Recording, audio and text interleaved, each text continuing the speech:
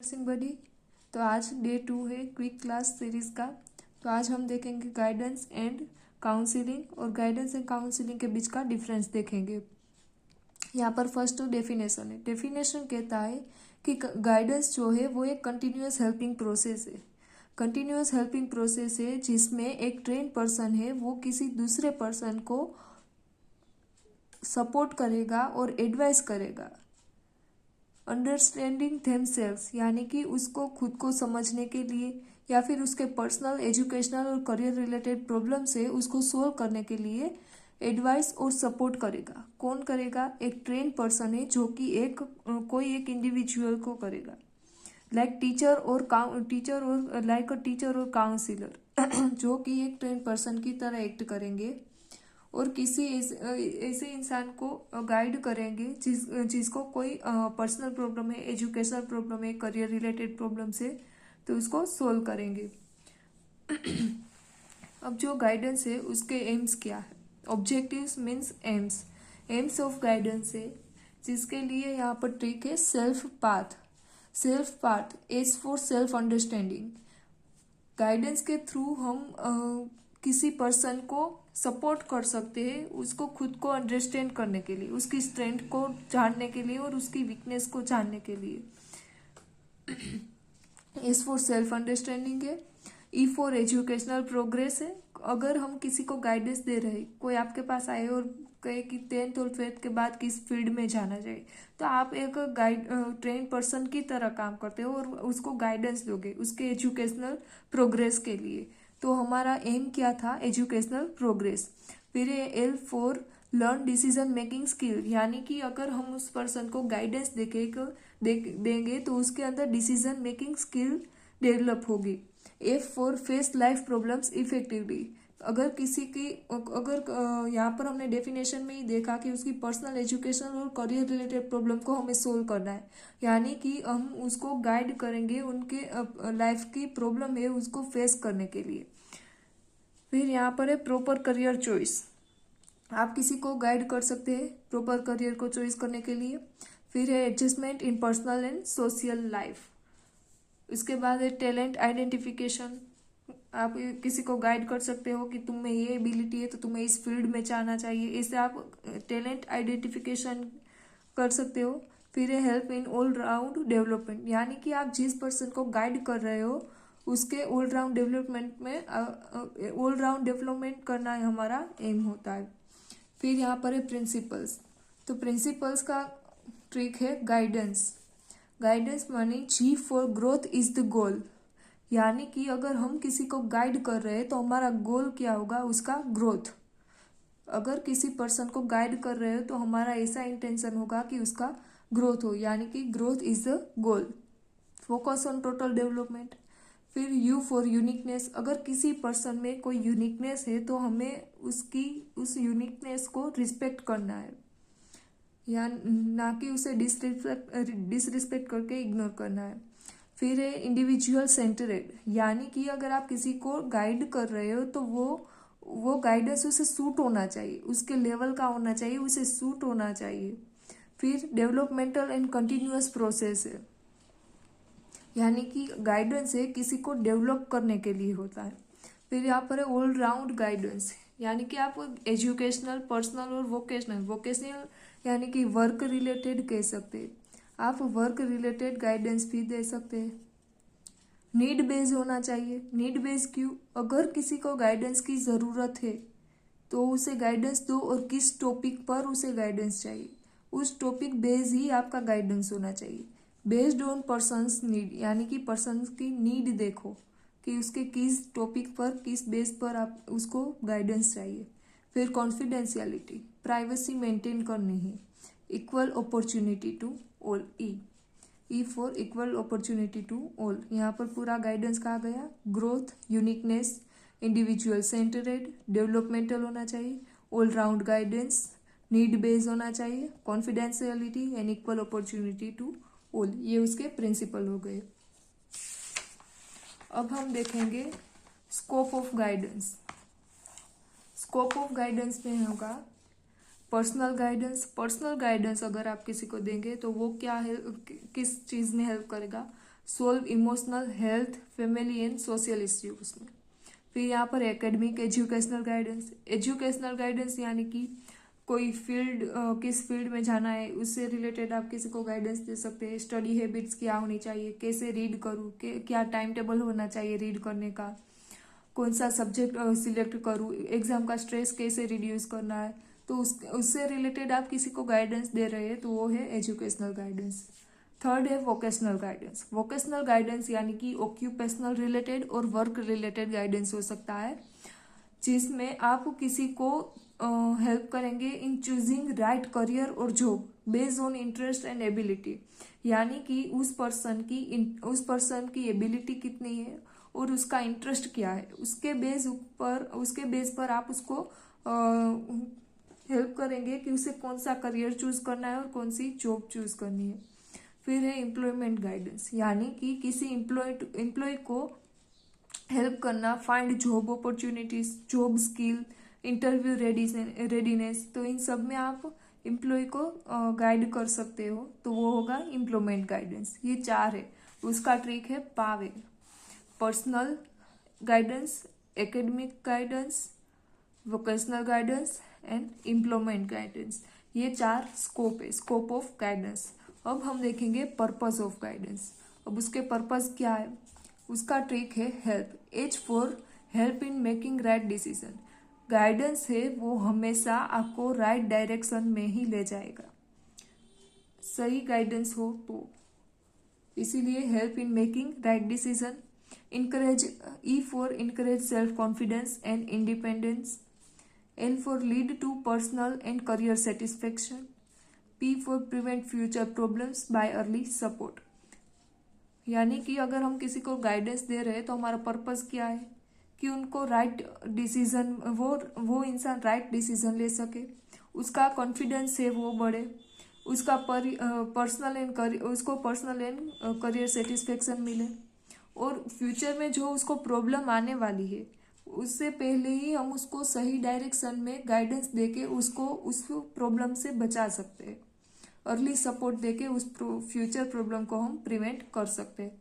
तो ये हमारे पर्पस है। तो उसका ट्रिक है हेल्प, ये आपको याद रखना है। फिर यहाँ पर है काउंसिलिंग।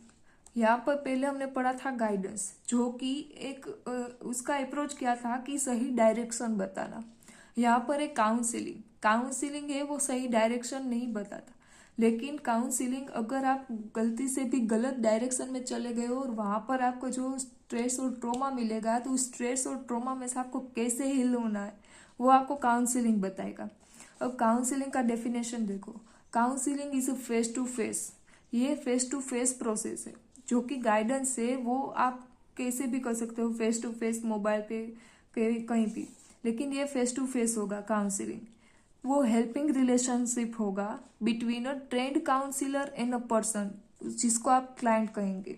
यानी कि एक ट्रेंड काउंसिलर होगा जो कि उसका और क्लाइंट का एक हेल्पिंग रिलेशनशिप होगा, where the counselor helps the client understand and solve personal, emotional, social and psychological problems। यानी कि जो ट्रेंड काउंसिलर है वो अपने क्लाइंट को अंडरस्टैंड करेंगे, उसके प्रॉब्लम्स, उसके personal, emotional, social and psychological जो प्रॉब्लम्स है उसको सोल्व करेंगे। तो ये उसका डेफिनेशन था, ये इजीली याद रहेगा, बहुत ही इजी डेफिनेशन है। फिर यहाँ पर उसका प्रिंसिपल ऑफ काउंसिलिंग, उसके लिए ट्रिक है respect, R for respect. Respect करना है इंडिविजुअल के डिफरेंसेस को, उसको रिस्पेक्ट करना है। फिर है एम्पैथी, अगर काउंसिलर के पास कोई क्लाइंट अपनी प्रॉब्लम लेके आता है तो उसको डिसरिस्पेक्ट नहीं करना है, उसको इग्नोर नहीं करना है, उसको उसकी प्रॉब्लम को सुन के उसको एम्पैथी देनी है। Understand the feelings of client. फिर S for self direction, client is encourage to make decision, यानी कि जो क्लाइंट है उसको डिसीजन मेकिंग के लिए इनकरेज करना है। फिर है प्राइवेसी एंड कॉन्फिडेंशियलिटी मेंटेन, यानी कि वो अगर अपनी प्रॉब्लम हमें बता रहा है तो उसकी प्रॉब्लम हमें किसी और को नहीं बतानी, कॉन्फिडेंशियल रहना चाहिए। E for equality, no discrimination, यानी कि आपको कोई भेदभाव नहीं करना है, इक्वालिटी रखनी है। सी फॉर कॉन्फिडेंस बिल्डिंग, अगर काउंसिलिंग है उसका आगे प्रोसेस आएगा, उस प्रोसेस में फर्स्ट जो स्टेप होगा काउंसलिंग प्रोसेस का फर्स्ट स्टेप, उसमें ही आएगा बिल्ड ट्रस्ट। आपको अगर क्लाइंट का काउंसलिंग करना है तो आपको सबसे पहले उसका ट्रस्ट जीतना पड़ेगा। तो यहाँ पर है कॉन्फिडेंस एंड बिल्डिंग ट्रस्ट। फिर है trust worthy relationship, open communication, यानी कि उसको अगर आपके और क्लाइंट के बीच में अगर ट्रस्ट बिल्ड हो गया तो वो ओपन कम्युनिकेशन करके हमें अपनी सारी प्रॉब्लम्स ओपनली बता सकते हैं। तो ये उसके प्रिंसिपल्स है।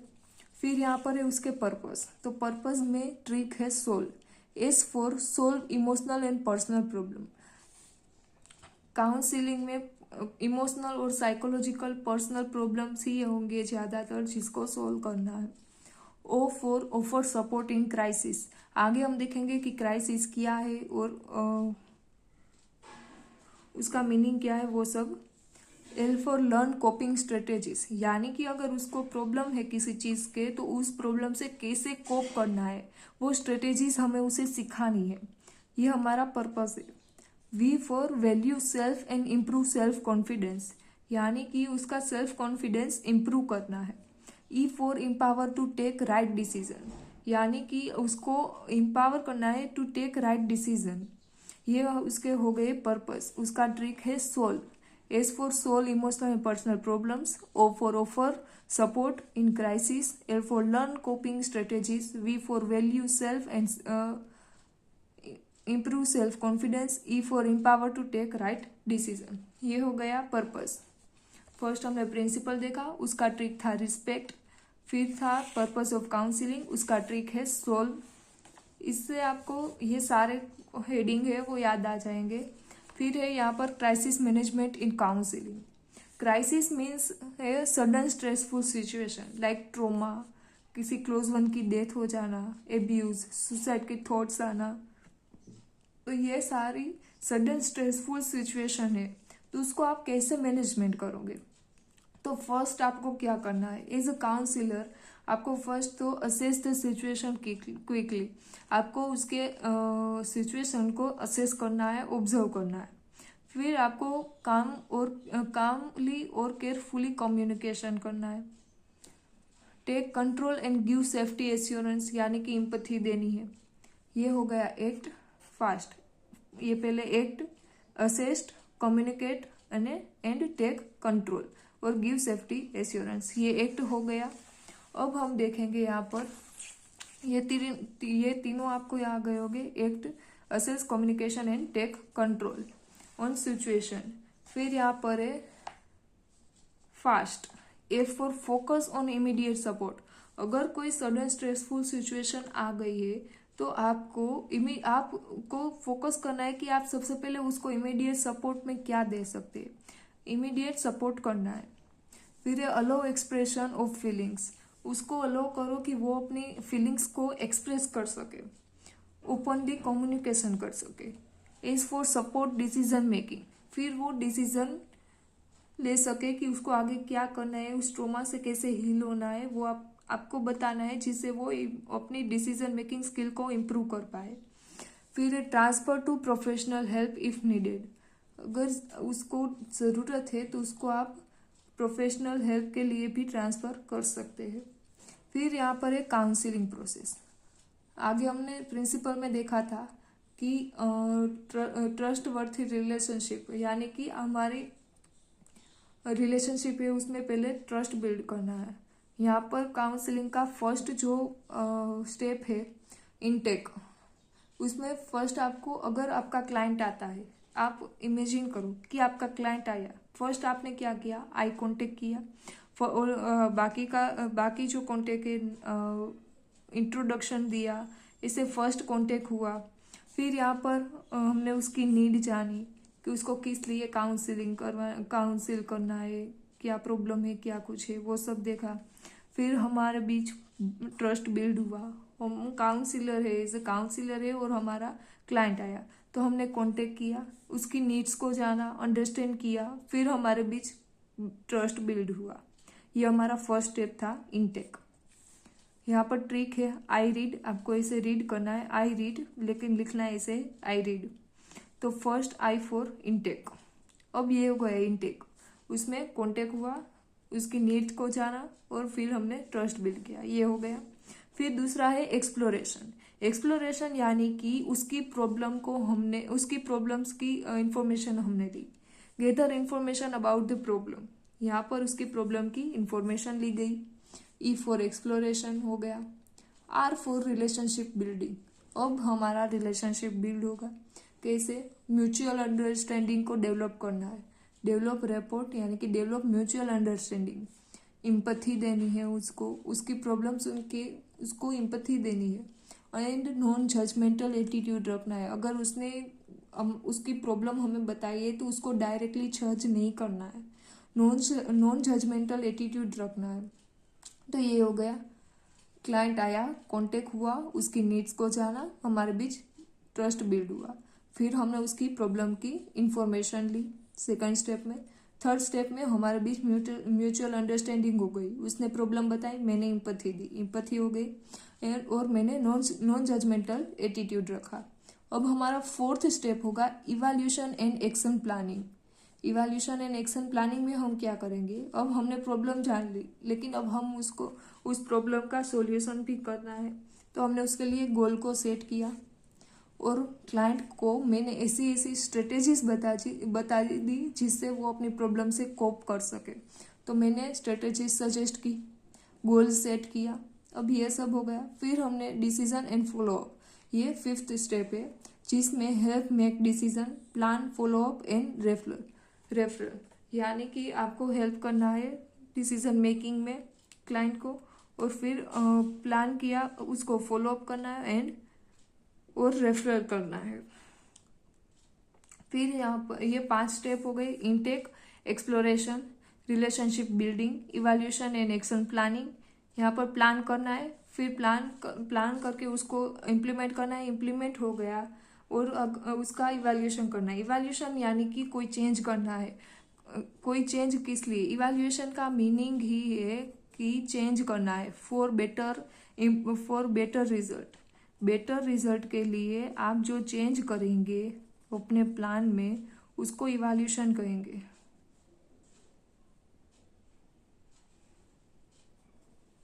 इवैल्यूएशन मतलब कि better change in plan.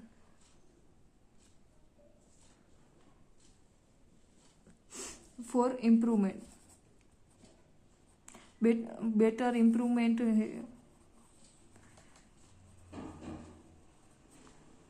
Better improvement के लिए आप चेंज करेंगे। सॉरी, यहाँ पर मिस्टेक हो गया। इवैल्यूएशन क्या है? एक चेंज है जो किस लिए है? बेटर इम्प्रूवमेंट के लिए और बेटर रिजल्ट के लिए भी। ये हो गया 5 स्टेप। इवैल्यूएशन है जो कि एक चेंज है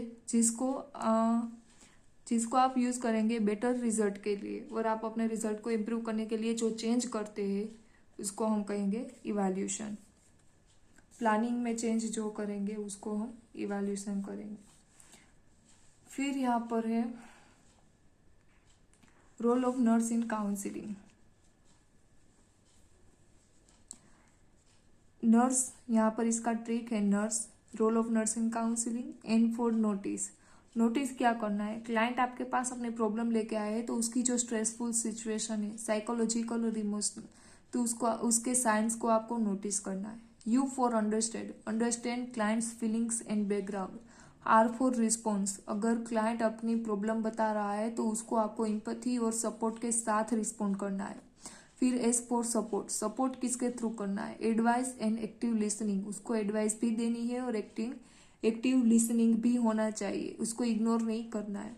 ई फॉर एजुकेट, पेशेंट को एजुकेट करना है about that problem and refer when needed, उसको जब भी ज़रूरत हो तो उसको एडवाइस करनी है। तो ये पूरा काउंसलिंग और गाइडेंस था। अब यहाँ पर उसका डिफरेंस देखेंगे कि difference between guidance and counselling. ये आपने अगर देख लिया तो आप गाइडेंस और काउंसलिंग को बहुत अच्छे से समझ पाएंगे। यहाँ पर है गाइडेंस और काउंसलिंग का मीनिंग क्या है। देखो, गाइडेंस जो है वो हेल्प करेगा इंडिविजुअल को चूज राइट डायरेक्शन। गाइडेंस है जो कि राइट डायरेक्शन में ले जाएगा। काउंसलिंग है जो कि डील करेगा with emotional and psychological issue. Emotional and psychological issue कब आएगा? जब आप रॉन्ग डायरेक्शन में गए होंगे तभी ना। तो आपको ऐसे याद रखना है, गाइडेंस और काउंसलिंग। गाइडेंस है वो सही दिशा में ले जाएगा। काउंसलिंग क्या करेगा? आप गलत दिशा में चले गए हो, गलत दिशा में चले गए हो, अब वहां पर आपको इमोशनल एंड साइकोलॉजिकल इश्यूज का सामना करना पड़ेगा। इमोशनल एंड साइकोलॉजिकल इश्यूज का सामना करना पड़ेगा, और उसमें उसका सामना करने के लिए आपको हेल्प कौन करेगा? काउंसिलर। यानी कि वहां पर आपका काउंसलिंग होगा। ये आपको याद रखने के लिए है। यहाँ पर मैंने याद रखने के लिए रखा है गाइडेंस, यानी कि go with future, go in future path. Counselling means care, care यानी कि हील्स द माइंड। काउंसलिंग है वो आपको हील करेगा, और गाइडेंस है जो कि आपका फ्यूचर पाथ बताएगा, सही डायरेक्शन में ले जाएगा। अब गाइडेंस एंड काउंसलिंग का डिफरेंस है यहाँ पर। गाइडेंस का मीनिंग है सही दिशा में जाना, सही डिसीजन लेना, राइट पाथ और राइट डिसीजन। और काउंसलिंग है तो उसका मीनिंग है understand and solve emotional problems. Guidance में हम सही दिशा में गए, काउंसलिंग में हम गलत दिशा पर चले गए और वहां पर हमने इमोशनल प्रॉब्लम्स को फेस किया। अब इमोशनल प्रॉब्लम्स तो आ गई है, तो उसमें से हील कैसे होना है? काउंसलिंग के थ्रू। ये आपको याद रखना है। फिर है नेचर। गाइडेंस का नेचर होगा प्रिवेंटिंग एंड डेवलपमेंटल। प्रिवेंटिंग क्यों? आगे हमने गाइडेंस में देखा था कि गाइडेंस जो है वो हमारी फ्यूचर में आने वाली प्रॉब्लम्स को प्रिवेंट करेगा, ये हमने आगे देखा था, इसीलिए ये प्रिवेंटिव नेचर का है। और डेवलपमेंटल, डेवलपमेंटल यानी कि आपका फ्यूचर पाथ बताएगा, आपको डेवलप करेगा। लेकिन जो काउंसलिंग है वो गलत रास्ते पर जाने के बाद जो इमोशनल प्रॉब्लम्स आए थे उसको क्योर करेगा और हील करेगा, ये उसका नेचर है। फिर हो गया स्कोप। गाइडेंस में क्या क्या स्कोप देखे थे हमने? एजुकेशन के लिए गाइडेंस देना, करियर के लिए गाइडेंस देना, पर्सनल प्रॉब्लम के लिए आप गाइडेंस दे सकते हैं। लेकिन ये ब्रॉड होता है, आपको कई सारे टॉपिक मिल जाएंगे गाइडेंस देने के। लेकिन काउंसलिंग में दो ही प्रॉब्लम होता है, इमोशनल और साइकोलॉजिकल इश्यू, क्योंकि इसीलिए ये नैरो है। Mainly emotional and psychological issue ही होता है। इसमें कैसा अप्रोच होगा? डायरेक्टिव, एडवाइस बेस होगा। गाइडेंस मीन्स अगर कोई आपसे पूछता है कि करियर में आगे मुझे किस फील्ड में जाना चाहिए, कौन सी जॉब लेनी चाहिए, यानी कि ये एडवाइस बेस है, आप उसको एडवाइस दोगे। लेकिन ये नॉन डायरेक्टिव होगा, इसमें कोई डायरेक्शन नहीं बताएगा आपको, सिर्फ आपको सपोर्ट कर सकता है, इसीलिए ये सपोर्ट बेस होगा। फिर प्रॉब्लम का टाइप क्या है? डील्स विथ जनरल प्रॉब्लम, ये आपकी जनरल प्रॉब्लम देखेगा, एजुकेशन, करियर, जॉब, इंटरव्यू, ये सब देखेगा, जनरल प्रॉब्लम। लेकिन ये काउंसलिंग जो है वो deal with deep personal problem. Deep personal problem means emotional and psychological problems को डील करेगा। हु प्रोवाइड्स, गाइडेंस आपको कौन प्रोवाइड कर सकता है? टीचर, पेरेंट्स, करियर गाइड्स, ये सारे आपको गाइडेंस दे सकते हैं। लेकिन काउंसलिंग कौन कर सकता है? Only trained counsellor and psychologist ही आपको काउंसिल कर सकते हैं। तो ये आपका इतने 6 पॉइंट है, आगे भी है गाइडेंस और काउंसलिंग। सेटिंग, सेटिंग मीन्स कहाँ कहाँ पर गाइडेंस दे सकते हैं आप? स्कूल में, कॉलेज में, इंस्टीट्यूशन में। लेकिन काउंसलिंग कहाँ हो सकता है? हॉस्पिटल में, साइकेट्रिक वार्ड में जो पेशेंट्स हैं उनको आप काउंसिल कर सकते हैं।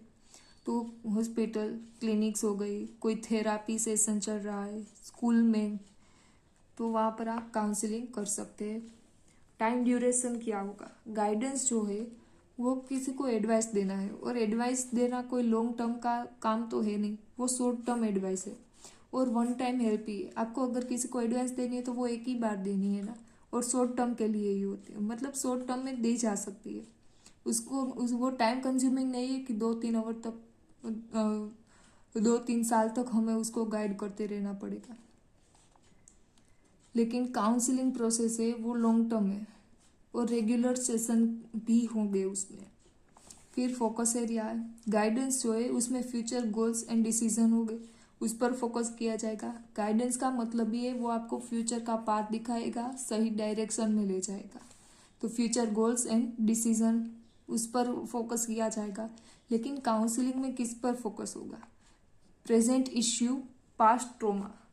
पास्ट ट्रोमा की वजह से जो प्रेजेंट इश्यू आए हैं ना, उसको काउंसिल करना पड़ेगा, इसीलिए उस पर फोकस किया जाएगा, प्रेजेंट इश्यूज पर। Decision maker, counsellor gives ready suggestion, यानी कि गाइडेंस में आपको रेडी सजेशंस मिल सकते हैं। और काउंसिलिंग में client is empowered to decide, client को आपको एम्पावर्ड करना पड़ेगा टू डिसाइड और डिसीजन मेकिंग के लिए। तो ये हो गया आपका guidance, counselling and guidance and counselling के बीच का difference. So thank you for watching.